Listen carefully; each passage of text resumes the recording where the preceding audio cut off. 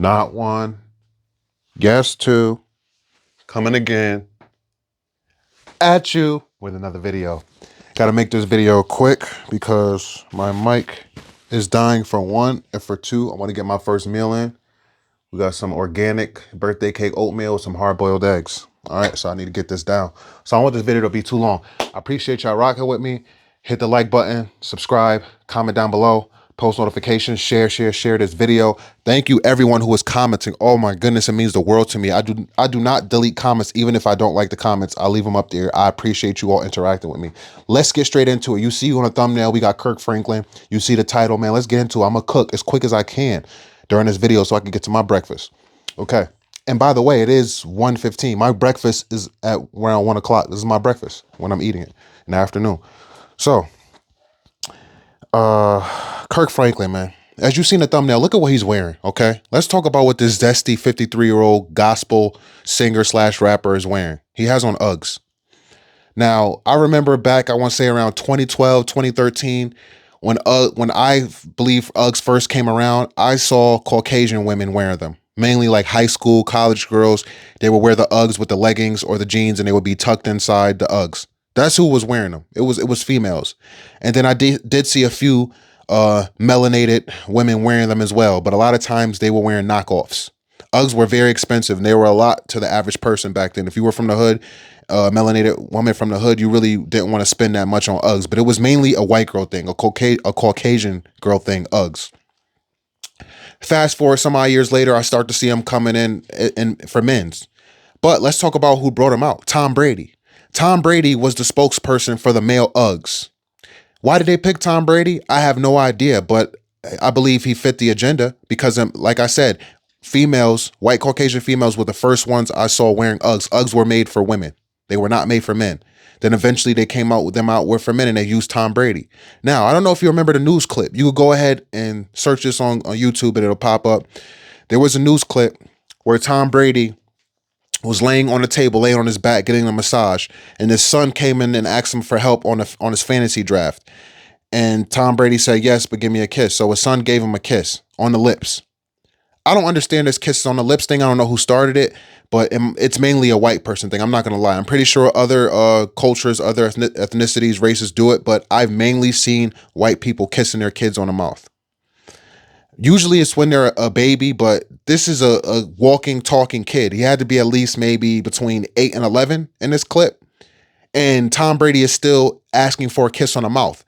And you could just see by the kid's demeanor, he didn't even want to do it. He didn't want to give his dad a kiss on the lips. It was weird. And this is where it gets worse. He gives him a kiss and then goes to walk away, and Tom Brady goes, what was that? That wasn't long enough. My heart drops to my stomach when he says this. And if you're a normal human being, a masculine man, you're gonna find something wrong with this. He said that wasn't long enough, as if he was talking to his wife or his girlfriend. So his son came back over and he gave him even longer of a kiss. How disgusting.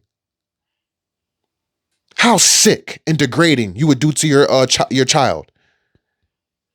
And who knows if he got made fun of in school, and he could also look back on this. This is forever on the internet.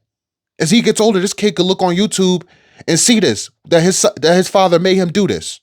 Who knows? Imagine what he's doing to him off camera, what he's having him do. This was all for help on a fantasy draft.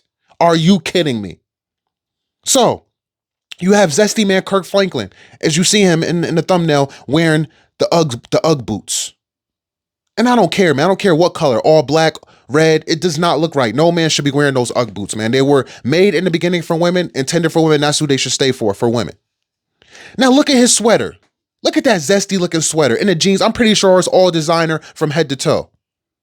And then look at the Louis Vuitton bag. Louis Vuitton, an open gay designer, openly gay. You think Kirk Franklin doesn't know that? He doesn't know that the designer is gay? He knows. His whole fit looks zesty. Looks like something a type of man would wear. But this man's singing gospel, been rapping gospel for years. Go ahead and search on YouTube Kirk Franklin's BET freestyle. He put the GOAT before God. The GOAT, the Baphomet. Look up the Baphomet. That's who a lot of these celebrities worship. The elites make them worship. The Baphomet. And he put the Baphomet, he said that he put the goat before God in that freestyle. That sick freestyle. Had the flames in the back on stage too. Man is zesty. He needs to come out the closet, man. Come on. Wearing that whole zesty outfit. Looking like something a female would wear. Wearing those female-ish Ugg boots.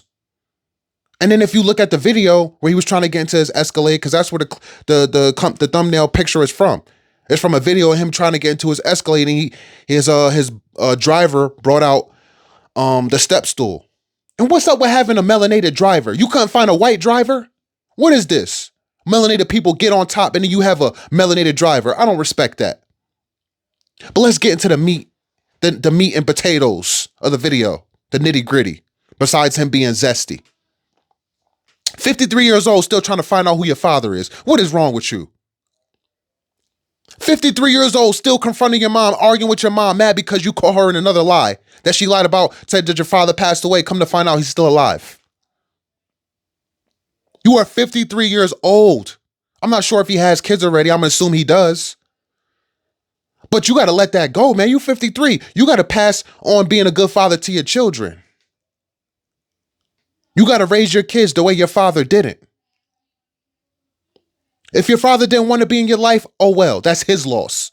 His loss because look at you, you're established.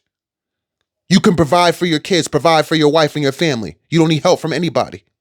So I'm pretty sure you're better off than your father is. He ended up finding his father, but the point is, he dealt with his mom. And a lot of mothers from the late 60s to the late 70s, that was a weird era.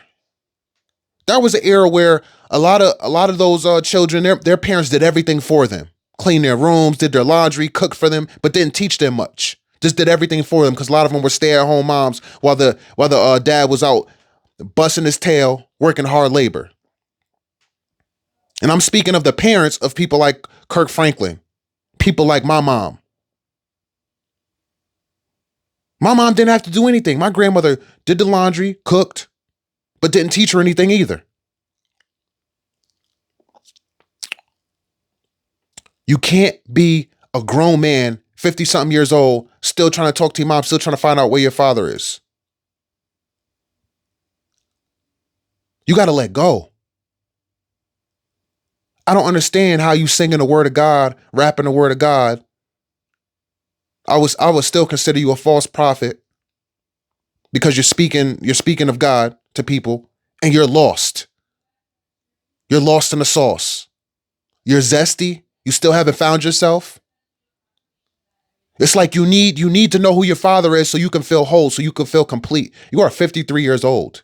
You should feel complete already. You shouldn't be trying to find your father. That is weird.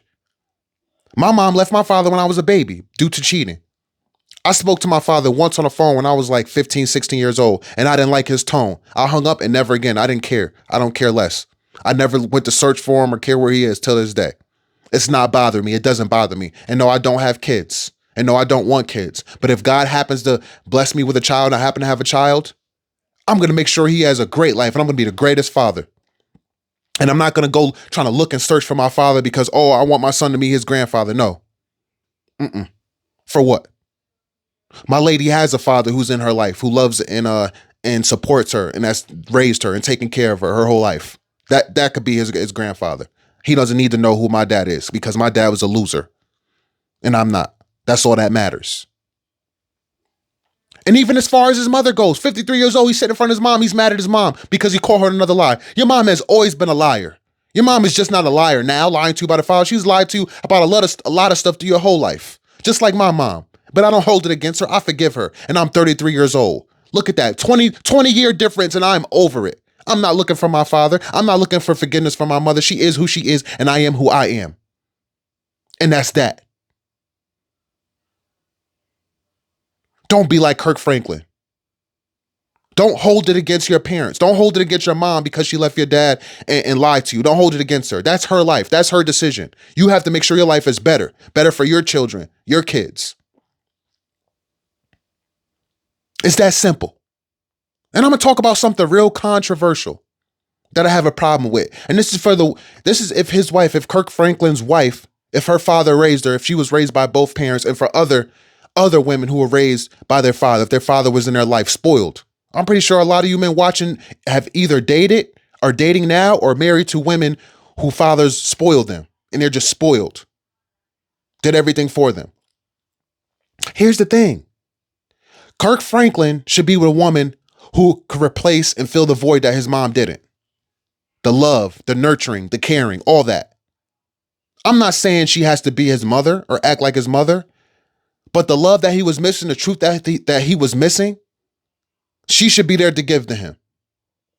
And I'm tired of hearing melanated women, because this mainly comes from melanated women. Oh, I'm not your mother. Oh, I don't want to this. I don't want to that. Well, you look at them, you tell them, well, I'm not your father.